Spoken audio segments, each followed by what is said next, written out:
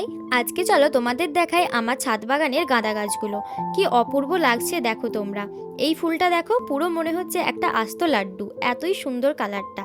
তারপরে এই হলুদটা দেখো, এটাও কিন্তু বেশ সুন্দর লাগছে। আর এই অরেঞ্জ ইনকাটা এখনো পর্যন্ত পুরোপুরি ফোটেনি। তারপর তোমরা শুধু এই গাঁদা গাছটা দেখো, আমি কিছু বলার ভাষাই খুঁজে পাচ্ছি না, এতটাই সুন্দর দেখতে এটা। যত দেখছি ততই মুগ্ধ হচ্ছি। তারপরে দেখো এই গাঁদা গাছটা, এটা কিন্তু ইনকা গাঁদা নয়, এতে কুড়ি অনেক কিন্তু ফুলটা ছোট ছোট। আর ইনকা গাছগুলোতে ফুল কম কিন্তু ফুলটা অনেকটা বড় হয় আর অনেক সুন্দর দেখতেও হয়। আর তারপরে এই যে গাঁদা গাছগুলো দেখছো, এগুলোতে এখনো ফুল ফোটেনি কিন্তু অনেক কুড়ি এসেছে।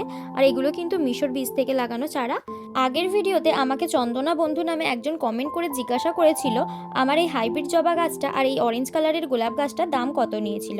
তো এই জবা গাছটা আমি কিন্তু প্রায় 2 বছরেরও বেশি আগে কিনেছি। আর এটার দাম ওই 60-70 টাকার মতো নিয়েছিল। আর এই গোলাপ গাছটার দাম তো খুবই কম নিয়েছিল, ওই 30 টাকার মতো নিয়েছিল।